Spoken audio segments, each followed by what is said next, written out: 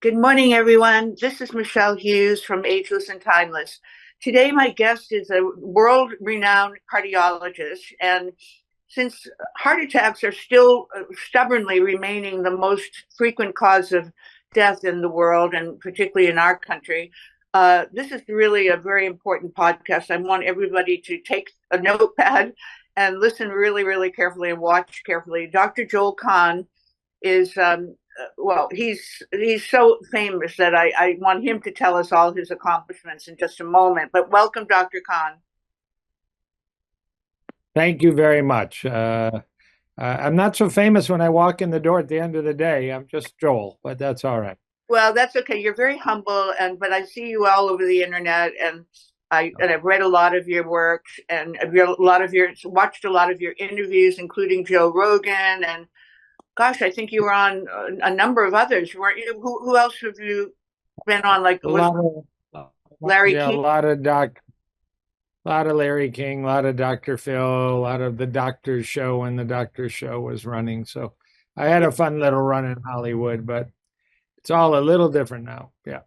So you are located not in Hollywood anymore, far away from that. You're in Michigan, right?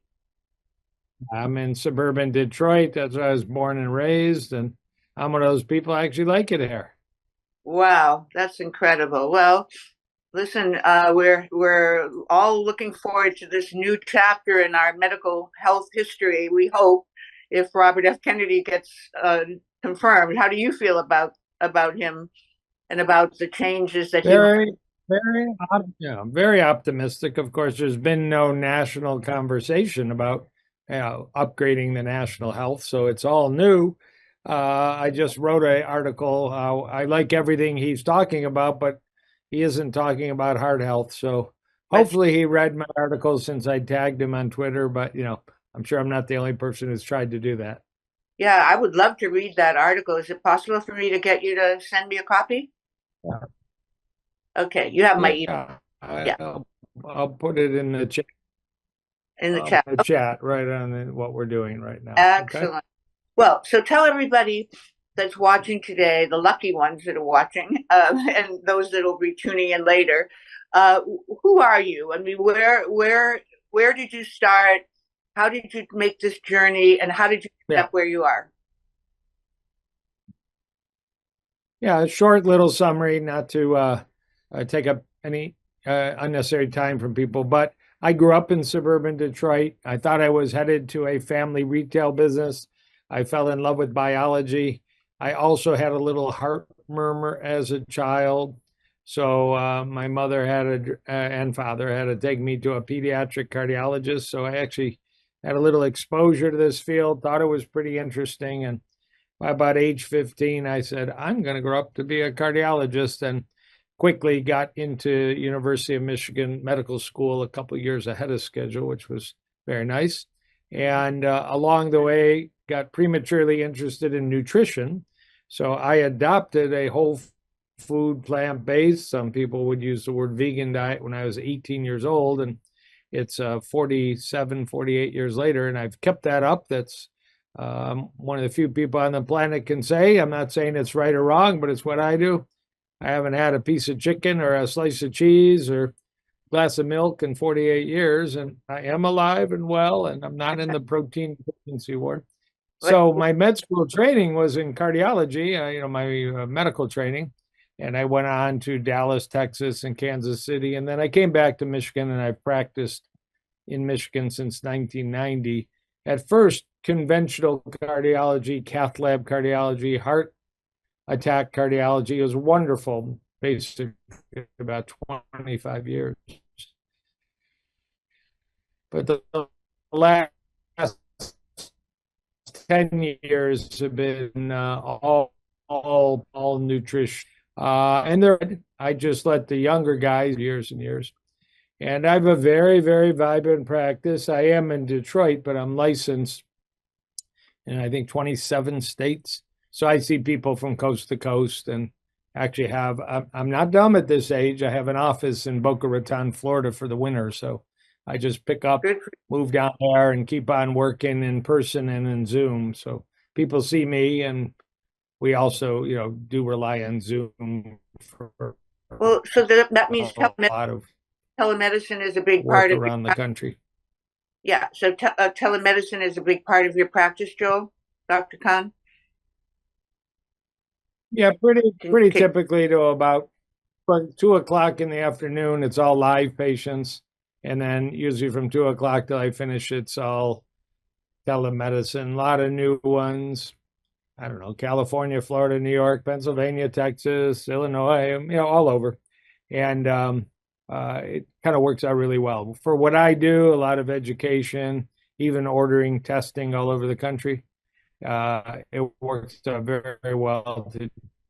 So what I started to say is that we talked about Dean Ornish and the fact that I told you he lives right next door to me in Sausalito. I live in Tiburon. They're both from Marin County.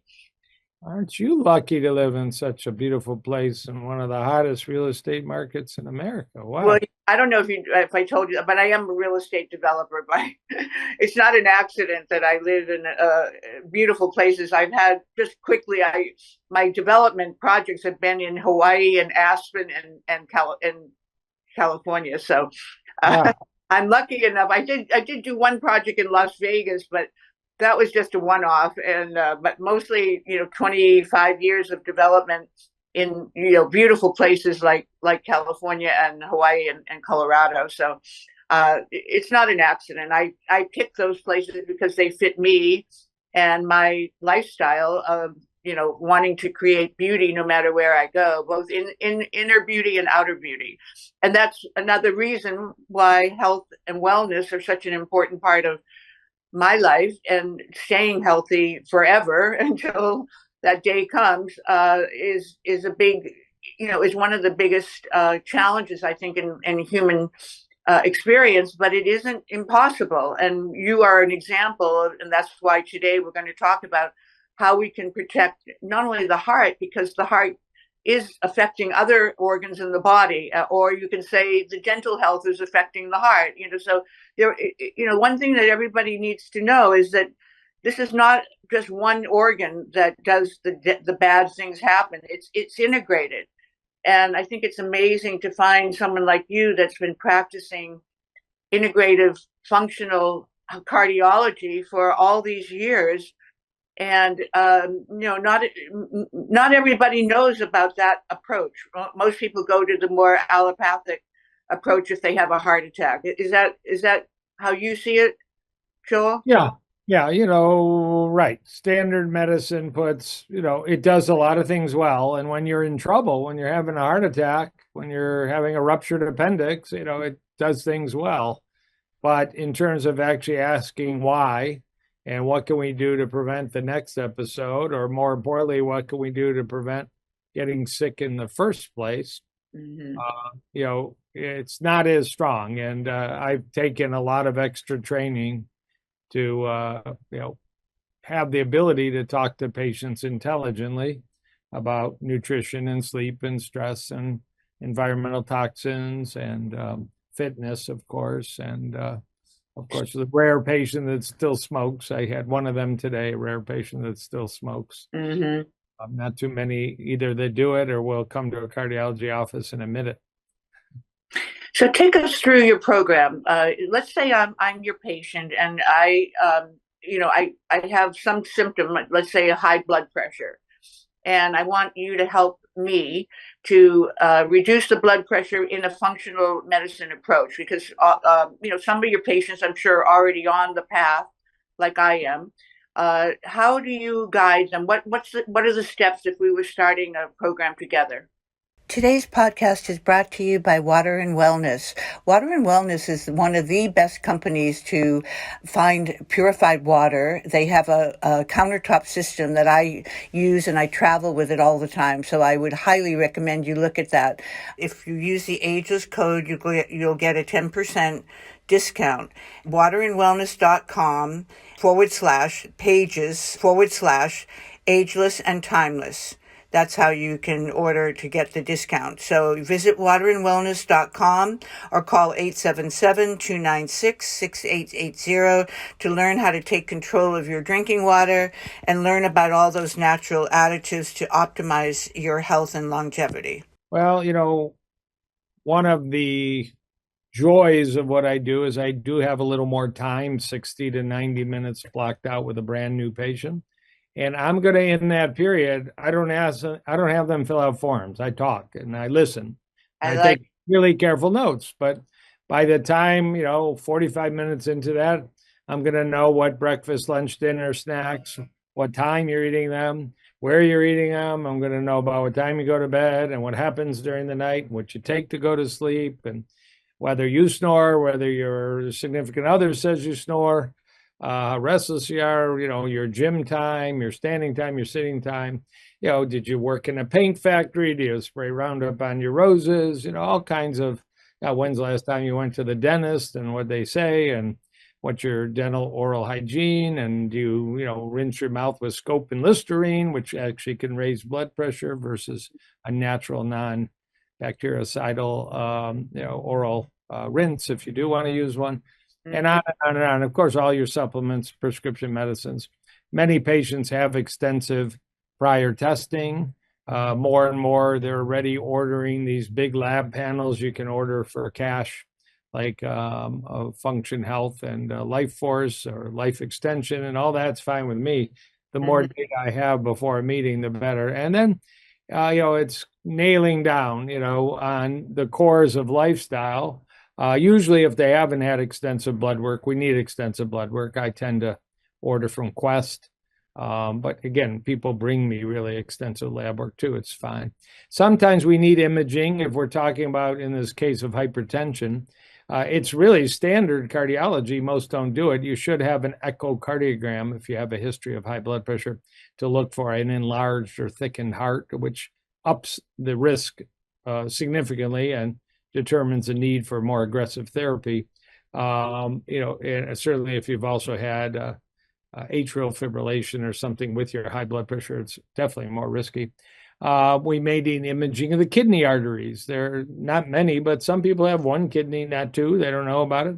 Some people have a shrunken kidney. They don't know about it. So that's pretty standard medicine, but it's not often done. So I will make sure we're very thorough. We can't throw out all the conventional learning. And it's just that we don't actually order these tests, and we should.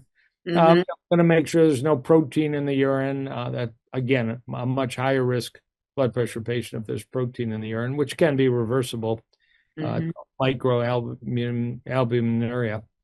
But then, very rarely going to reach for a prescription pad for a drug in an initial blood pressure evaluation, unless it's just out of sight. If you're over 200, you got to have a home blood pressure cuff. You have to. You got to commit to exercising 20 to 30 minutes a day. I don't care if you walk. Probably not walk a dog. That's not much of a walk in my experience. I have a dog. I have 3 of them. But, you're going to need to, get on a treadmill, get on a bike, do weight training, do Pilates, do yoga. I'd like you to have an infrared sauna. That's not so inexpensive, but you might find a wellness center or a local gym. You can get in an infrared sauna, proven, published research at University of Kansas that infrared sauna therapy lowers blood pressure naturally. If you got sleep pathology, we're going to, refer you to a sleep medicine dentist or a sleep medicine MD, and we're going to talk about, sleeping on your side and maybe taping your mouth if it's very mild pathology. We don't tape the mouth if it's serious pathology. People that breathe through their nose make more nitric oxide. Nitric oxide lowers blood pressure. We're really going to talk about food. We can start with the DASH diet, which is DASH, the dietary approach to stop hypertension, which is the Mediterranean diet on a lower salt approach. And, we're going to really emphasize plant-based foods. There's no doubt whole plant-based foods, not processed plant-based foods. Blood pressure better than any other diet. Olive oil instead of butter. Not that that's a major blood pressure change, but, leafy greens, pomegranates, watermelon, pine nuts, walnuts, these things lower blood pressure, particularly if they're more raw whole forms. So sleep, fitness, nutrition. If there's a weight issue, I'm not rushing to Ozempic and Mounjaro, but we may have to discuss them if there's 80 extra pounds involved. I like the Dr. Walter Longo Prolon fasting mimicking diet 5-day program. Mm-hmm. People can lose weight. People can lower their biologic age. It's not a guarantee it's going to lower your blood pressure, but it is a good training session for 5 days, once a month for 3 months. People learn a little bit more about portion control. They learn to recognize what hunger feels like.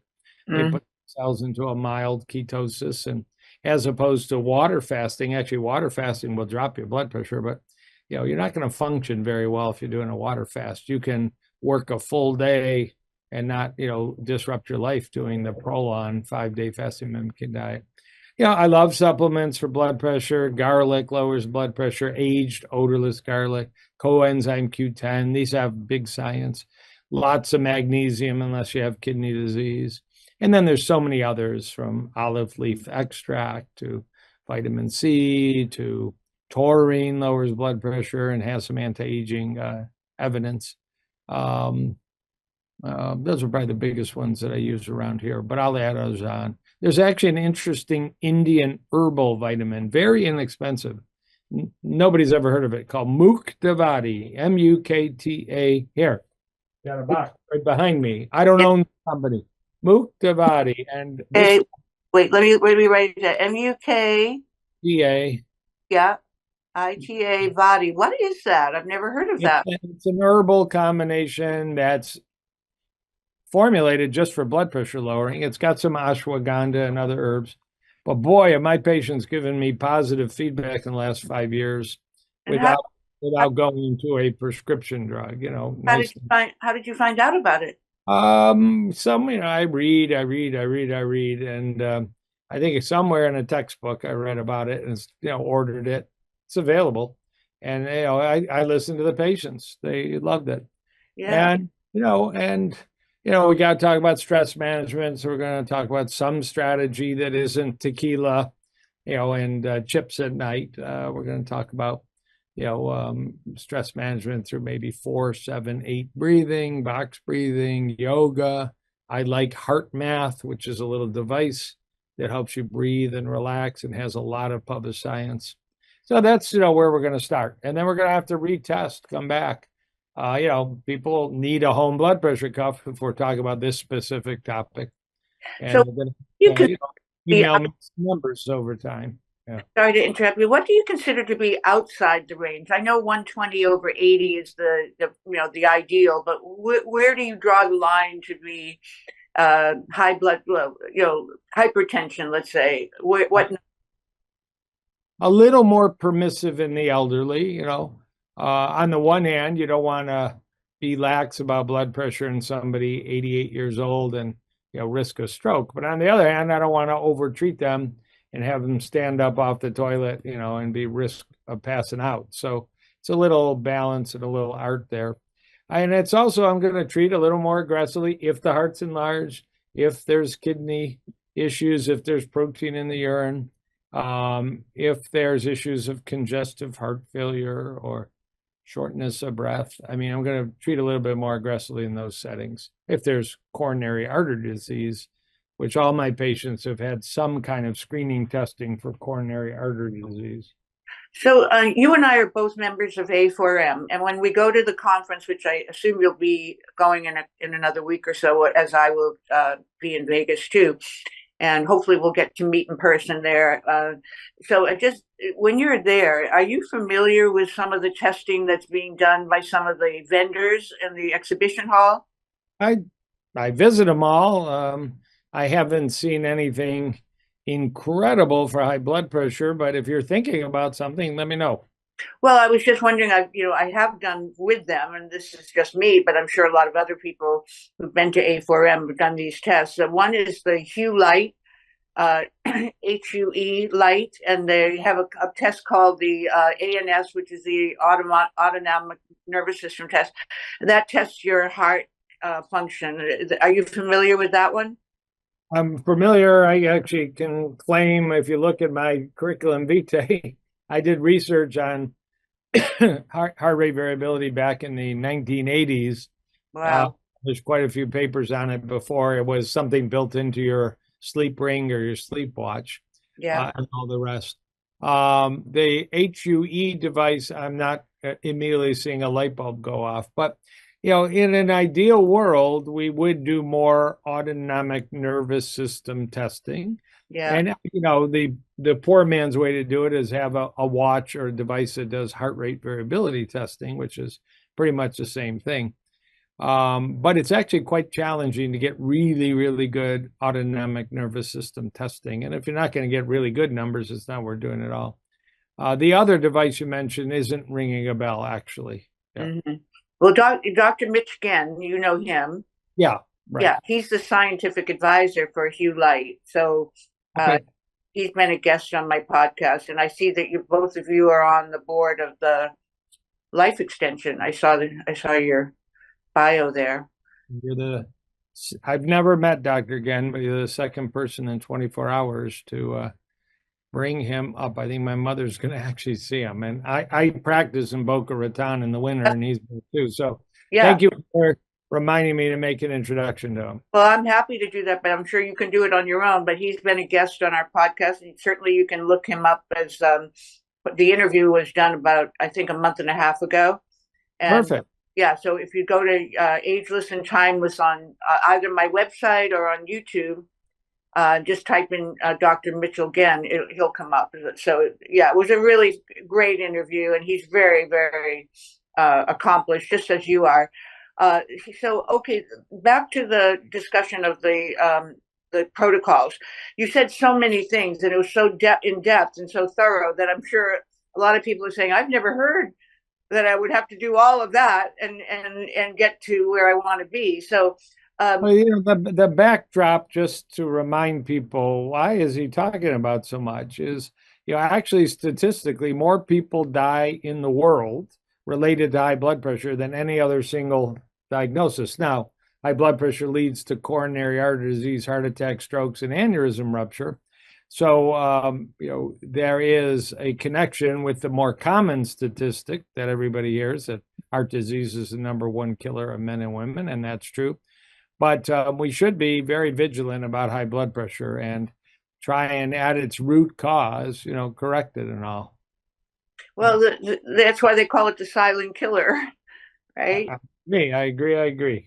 Well, okay, so what about hormones? How do they affect, I'm just using high blood pressure. Of course, there's so many other aspects of heart disease, but this is just to give people an idea, because it is a very common problem, particularly in people over 50 that, historically may have had very normal blood pressure, but suddenly it changes. So that's why I use that one as an example for our discussion today, knowing that people are going to realize that your practice is much broader and encompasses many, many more issues relating to heart disease. But let's just go back to the high blood pressure and the hormones. What effect do hormones have on your blood pressure?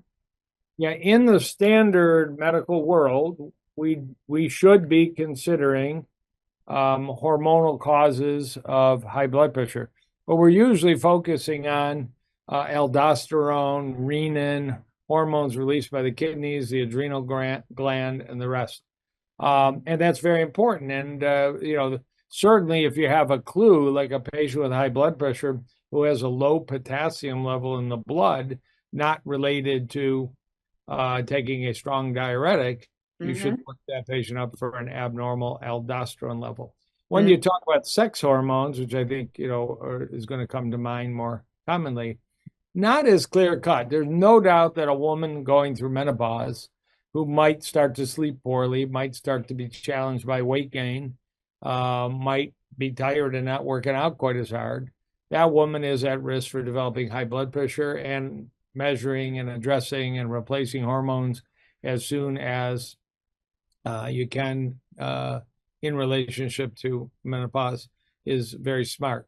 Again, men and testosterone, I mean, if you were to identify low testosterone and treat it, I wouldn't necessarily expect to see blood pressure improve.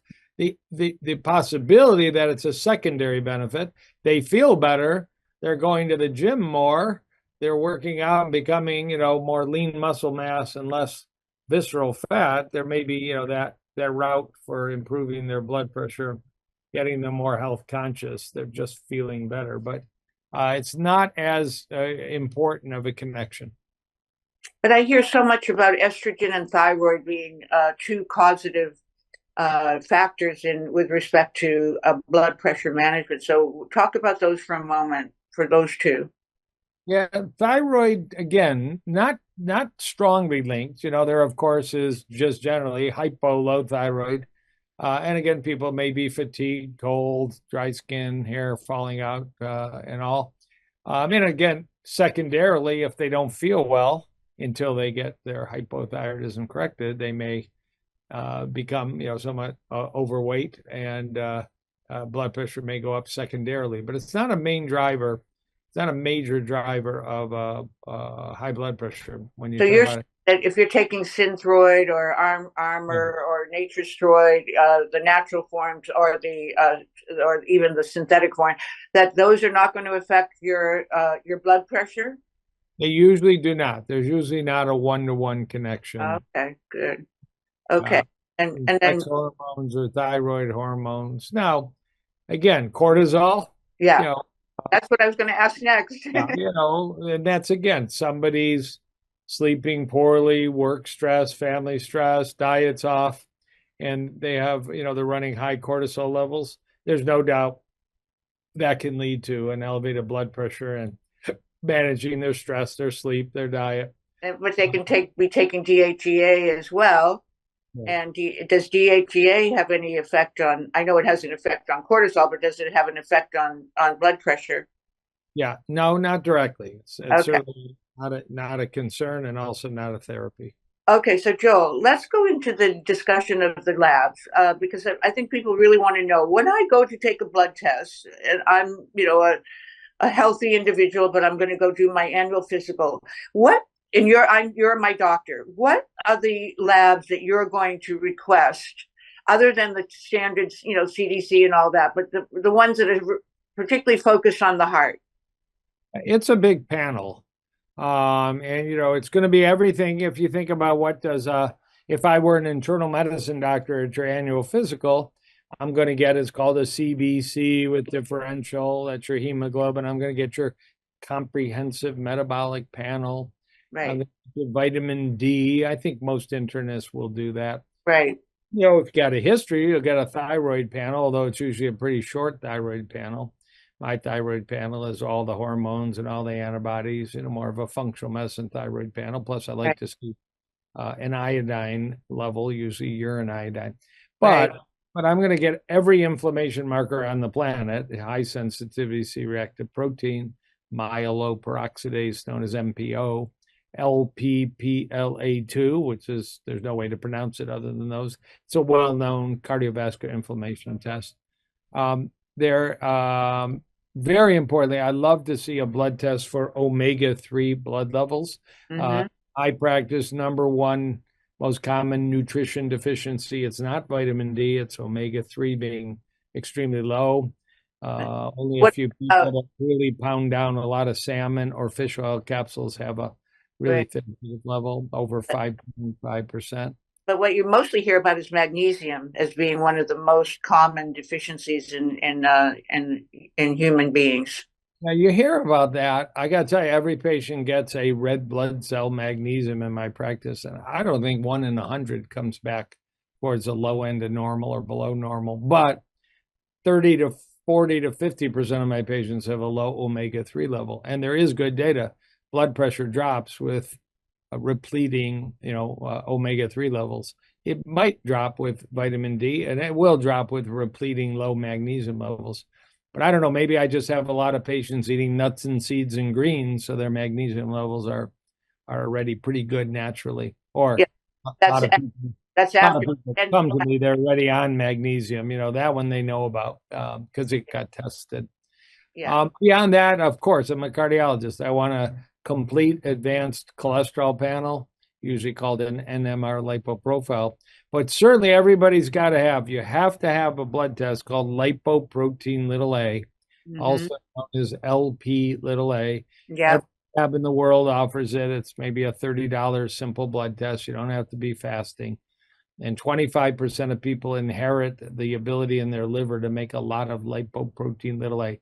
And it's a cause of premature stroke, heart attack, death, and aortic valve disorder. And there's increasing therapies for dealing with it because the therapies for dealing with standard cholesterol don't work for lipoprotein little a. But And what about lipoprotein little b? well, there's ApoB. There's ApoB.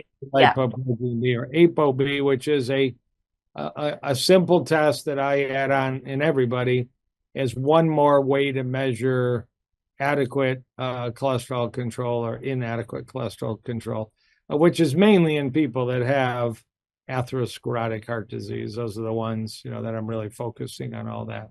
Right. If you have good arteries, I'm less concerned. Um, Insulin resistant tests, fasting glucose, if I can get somebody fasted, hemoglobin A1C, I like to see fasting insulin level, Hmm. uh, are all important. Oh, and I think we talked about, and then hormones, we talked about hormones. Well, okay, so but here's the thing that one of the biggest, I think, the biggest scams in American health is cholesterol.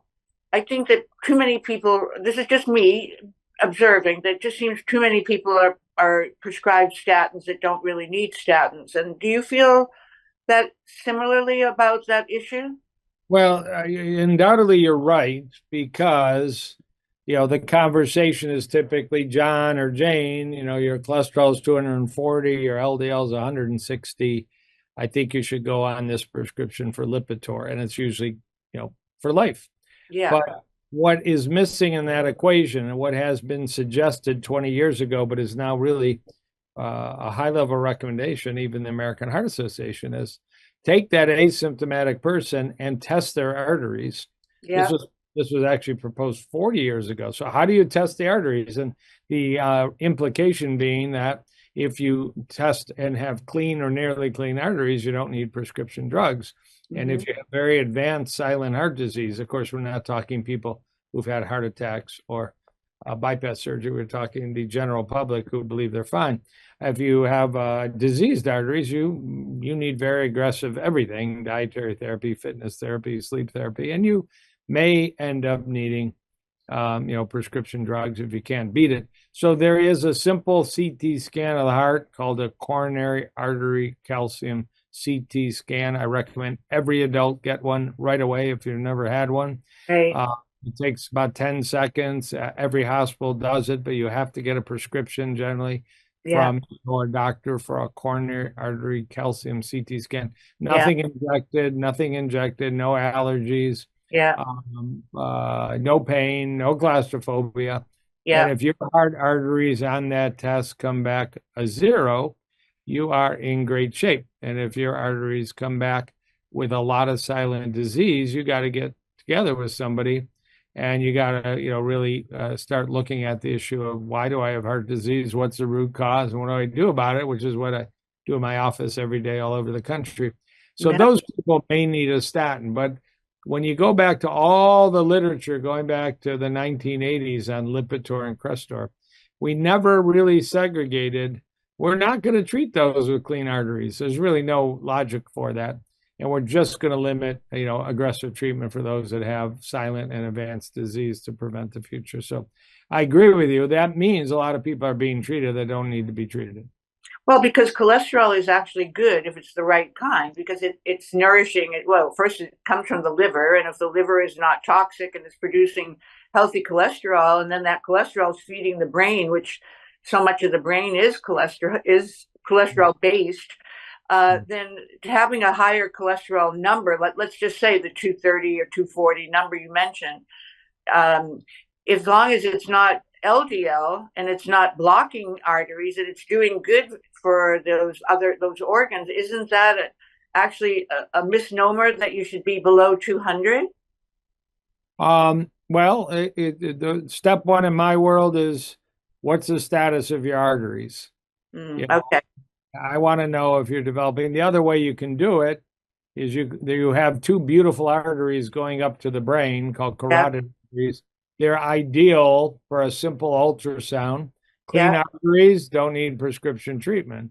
Yeah. Diseased arteries need a serious, conversation on that topic. So Yeah. the brain makes its own cholesterol. So when you're measuring a blood cholesterol of 240 or 120, that's not brain cholesterol. The brain is sitting there making whatever it wants. So uh, Hmm. we aren't really seeing dementia from lowering cholesterol. It's certainly a common topic on Twitter, but when you really knock down the literature, you're not seeing. We're not ruining brains by lowering cholesterol. But I deal with that every day in the clinic. People today, my functional medicine doctor hates my cholesterol level. I said, I hate your 80% blockages in your arteries. And Hmm. got to come to some recognition that yeah, I think you're going to die of a heart attack before you're ever going to die of dementia, even though there isn't actually much data for dementia from lowering cholesterol at all. Oh, that's interesting to know. Yeah, and so the HDL and the LDL, the ratio, what should it be to be if you're passing the test with your in your clinic? In my world, it should be banished and not discussed. The Uh, reason is it was very simple in the 1970s that low HDL cholesterol is bad, increases risk. yeah, High HDL cholesterol is good, yeah. protects the heart. But in the last 15 years, there's many, many studies that it's sort of a U-shaped curve. We call it in medicine. Low HDL may raise the risk of atherosclerotic heart disease, but a high HDL, particularly in a woman, is not benign. And a high HDL can actually cause atherosclerosis. The last patient I saw today before we went on this conversation is a 66-year-old delightful woman who has the most coronary artery disease of any woman in my practice, and her HDL is 150. Oh, We just wow. we just went over her labs, Yeah. and it's not due to medication. She genetically runs this crazy high HDL, and we have no therapy for it. But you would normally say, "My God, you got enough HDL cholesterol for 3 women. You Yeah. must have the cleanest arteries on the planet." And indeed, it's the opposite. Interesting. So the ratio of HDL to LDL means nothing to you because that HDL could That's skew. right. If one of the portions of the ratio isn't reliably predictive, then how can the ratio be predictive? Uh-huh. Very interesting. So these scans that are available, I've done the calcium score ultrasound and it was completely normal. So I was really happy about that. But that's just like an ABC, a primer of knowing more in depth of what's going on. Is that not correct? It's like going to kindergarten for your heart condition, but there are so many other cutting edge not lasers, but scanning devices today. And I see that you mentioned one earlier. I didn't recognize the name, but the LL, whatever. So Well, what, that's what are actually the for the issue of detecting. yeah, I feel good. I play pickleball, but my neighbor just had a heart attack and she plays pickleball too. How do I know? I mean, yeah, you may want to arrange an ultrasound of your carotid arteries, yeah, fairly simple. But the real heart test, and it requires CT scanning. yes. MRI has some role in heart evaluation, but not for clogged arteries. And ultrasound has some role in heart evaluation, but not for clogged heart arteries. It does. Oh, So you either got to do the coronary artery calcium CT scan, which takes 5 seconds and costs about $100, or mm-hmm, you want a more advanced test if there's a reason for it. And I order a lot of this advanced test, but um, I'm very selective in who I order it for. mm-hmm. Uh, there is a test called a coronary calcium CT angiogram. The key word Yeah, is angiogram. It's yeah. just like lying down to get that $100 CT, but they inject iodine. Iodine is not radioactive, but it makes you feel hot. It fills the arteries, and you can make very, very advanced pictures with a coronary CT angiogram, and you can tell that's 20% blocked, that's 42% blocked, that's 17% blocked. You can tell what it's clogged up with, And at the end of the day, you get a very, very advanced evaluation. This has been available for about 4 years with artificial intelligence interpretation, which has just transformed cardiology, certainly transformed my practice. But it's a $1,500 to $1,800 test. It's a little more radiation than the simple calcium scan. You can't be allergic to iodine. Some people are allergic to iodine. Mm-hmm. So there's a few people can't get it. But if in my practice, if you want to know in the most advanced detail what's going on with my heart arteries, if there's a reason, there's that advanced CT angiogram. But if you do the simple $100 one and you come back zero, I'm very happy to work with you without prescription drugs, just on lifestyle, and we'll end up in good shape. And so that is that done at Quest, or where do you go to have something? That's going to be done at a CT imaging center. It Yeah, might be your hospital. It yeah, might be a freestanding CT center. And there's a lot of freestanding CT centers. yeah. Well, when we're at A4M in December, I want to take you. I want to come find you. We'll connect and take you over to Hugh Light, and because I'm going to do their test again. I think every year you should do it, and I just would be love to have you do it if you, or at least know more about it. Just tell me, particularly if you're going to meet Dr. Genn, you'll have already experienced. He may even be there. Not sure, but I can introduce you to the CEO of the company. But it would be interesting to hear whether that test is efficacious enough to avoid having to go do any radiation, because you got to see the arteries, whether the arteries are blocked by the having done that test. How do you think you spell Hugh? HUE, Hugh Light. Okay. I was kind of looking around a little bit while we were talking. I can send you. I have a whole program on them because obviously I've done their tests. So, thank you very much. yeah, I just think it would be interesting to know whether through the newer technologies of artificial intelligence and their technology comes out of Taiwan. Okay. I'm not trying to plug them here. I'm just trying to get an understanding of, are there other ways to get the same information that you require without having to go through the radiation. Standard cardiology does a calculation called a risk calculator. Yeah. That's what a cardiologist is supposed to do. Mr. Jones, I know you feel good, you're playing pickleball, but when I put in the numbers, your blood pressure, your age, your total cholesterol, your HDL cholesterol, your blood sugar, I'm calculating your risk of a heart attack is higher than average. Yeah. And you should move forward with, prescription therapy. But it's been shown over and over that if you do that and then you do the $100 calcium score, you got low risk people that come back terrible on the CT scan. You got high risk people on the risk calculator that come back without disease, and you can improve the accuracy, since we're talking about making big decisions long term, by looking at arteries. If you don't want to do a CT scan, you find a center that offers what's called carotid intimal medial thickness ultrasound, and there's no radiation. And that's the calcium score. That's the other name for it. Calcium score is the CT scan of the heart. Oh. The ultrasound of the arteries to the brain is called a carotid IMT, a CIMT. That's the one that I did in the imaging center in Santa Monica. Good. They do that test. They do the virtual colonoscopy. They do the ultrasound of the breast. It's a complete imaging center. Yeah. And so I got to go look up what my score was now that we're talking. I'm very curious to know.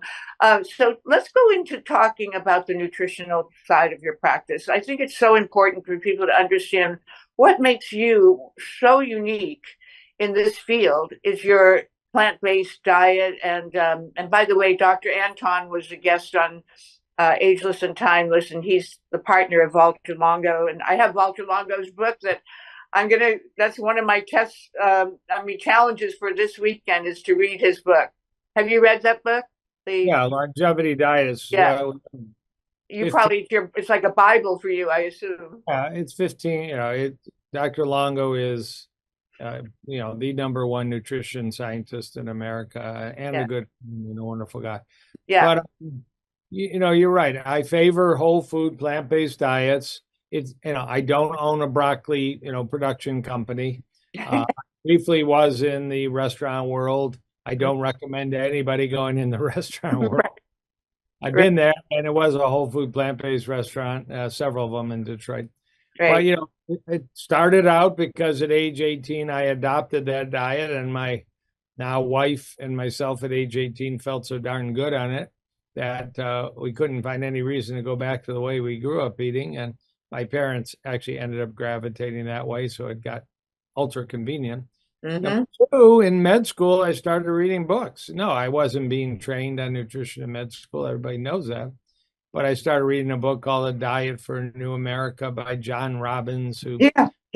His son was just on, Ocean was just on our podcast, and yeah, and they're all good friends. And, that was like that was the Bible of plant-based diets way long before anybody really understood what that meant. yeah, that was in the 1980s. And in 1990, the year I started my cardiology practice, Dr. Dean Ornish published one of the most important cardiology research studies, the lifestyle heart trial, which showed that whole food plant-based diets plus stress reduction plus exercise Yeah. plus support would actually reverse, the number one killer of men and women, coronary artery disease. So, that influenced me. And then just in my patients, I saw people, starting to lower their cholesterol, lower their blood pressure, lower their blood sugar, drop weight, better mental clarity without brain fog. And, I've had now 35 years of clinical experience with people, and there's no diet in the world like a whole food plant-based diet, organic if you can afford it, to offer, the complete nutrition, the lowest cancer risk, the lowest heart disease risk. Does everybody feel great on it? I'd like to say yes. I can't, guarantee everybody's going to agree with that. Is there 500 times more data for a whole food plant-based diet for disease management than there is for the keto, paleo, and carnivore diets combined? Yeah, there's 500 times more science. I mean, this week, major studies this week about plant protein promoting longevity, lowering heart disease risk, animal protein promoting premature aging and increasing heart disease risk with 120,000 people in the study. And no one study determines the entire story, but when you just have been reading the literature for 30 plus years, and I'm waiting for that research study that says the carnivore diet reverses atherosclerosis. I never will be one, but there isn't one now. So how you can talk to a heart patient. There was an article in the Wall Street Journal 2 weeks ago profiling a heart patient, a very interesting article, widely read. And his final quote was, "My Johns Hopkins University preventive cardiologist told me to eat lean meat, so I eat lots and lots of lean meat." And I'm going, oh my God. And, they have a pretty good preventive cardiology program at Johns Hopkins University. So how are we so off track with science? Well, get Probably doctors. more prescription drugs, but that's Yeah. what they do. I mean, Johns Hopkins University is not a slouchy place for No. preventive cardiology, but Well, I mean, Adam Perlman was on my podcast a couple weeks ago, and he's now the CTO of Pendulum, which, by the way, we haven't really talked about the connection of the microbiome to the heart health. That now there's big talk about the gut-brain axis, but what about the gut health axis? I mean, heart axis. Right. What do you feel about that? Well, it's an emerging field. When we're talking nutrition, we're talking gut heart.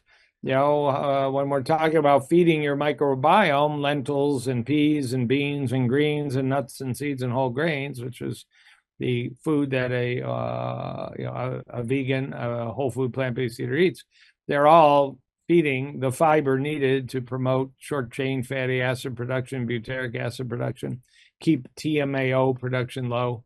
These are all the scientific terms, for ways to measure gut health. And we don't have a perfect probiotic. I think if you're eating a whole food plant-based diet, you don't need a probiotic. You got it naturally, particularly if you're adding some fermented foods in your program. Mm-hmm. There's actually a fascinating study just published last week that a large amount of kimchi in your diet, traditional Korean fermented food, can for dramatically lower body fat around the waist or visceral Yeah. fat. I read that an article. I don't know, it probably wasn't the same one that you read, but it was very similar. But I find kimchi to be terribly difficult to eat because it's so spicy. So some people, like I have an aversion to garlic and onions, raw garlic and raw onions. So I have to, avoid them at all costs because they don't make me feel good. Obviously, it's something in the Allison that I have a reaction to. So I've learned that a long time ago that, hey, if you don't feel good after eating something, don't eat it. Well, kimchi, of course, is, 50% of it is garlic, I think, as are a lot of the other fermented foods that, I do try to eat tempeh because but I will never eat tofu because I read all the studies on the estrogen levels that, the soybeans are, if you're not fermented, can be very, very problematic. So, I can send you a paper last week at the University of Toronto was presented at a major meeting, and all the world's literature combined in women over age 60, there was a reduction in all kinds of cancer with a higher soy diet. So they just even tofu. Well, with any soy base, from edamame to tempeh to tofu. Ocean Robin said the same thing. Yeah. He was very much a pro soy person, but then I've read so many other doctors who are against it. So yeah, I would love to see that. If you make a note to send it to me, sure. Because I don't want to ever present to my viewers false information. Just because it doesn't agree with me to eat garlic and onions does not mean that you, watching this podcast, should avoid them because that's not your biochemistry. And that's the one thing that I think everybody has to realize, that everybody is unique. There's no one size fits all in nutrition, and biochemistry is an individual. And that's, part of why we do the lab testing and the allergy testing and all the others, to find out what is your biochemistry. And that is obviously your microbiome is indicating some aspect of that, as well as how you digest these particular foods. So unfortunately, they just flagged me, and I knew this would happen, that we would. You're probably anxious to get back because you have to. I have patience in about 4 minutes. Yeah, I did put the soy study in the chat for you. Okay. Okay. Yeah, I wanted to let you go quickly because I respect your schedule, but I did want to say that you've offered to have our viewers be able to read a PDF. So could you tell us a little about that and how they can get to you and get to that? Yeah, I'm available and I do consults all over the country. drjoelkahn.com, drjoelkahn.com. I have a wonderful staff here in Detroit that can organize that. I'll be seeing people in Miami and Boca Raton in January and February, and usually it's Detroit based. And I have a guide on preventing heart attacks, which we talked about a lot of that topic today, and I'm glad we did. But this will give you even a little bit more information. Okay. So, and to get that PDF, they use the Ageless code, and that means that you will know that they've watched the podcast and they're just requesting. Wonderful. And they go to that website and request. Yeah, there's an information spot, and you can reach me easily through that website, drjoelkahn.com. Okay, so and that won't bother you so much. I mean, there isn't somebody that handles your inquiries, like for providing the PDFs. It'll be screened first. Okay, so perfect. Okay, well, I look forward to seeing you on December 13th to 15th. Excellent. Do you have? Are you going to have a booth or anything there, or no? You're just there. So gym shoes, and I'm walking. Yeah, so if I text you while we're there, we'll be able to connect. We'll find a place to meet. Perfect. Is that okay with you? Perfect.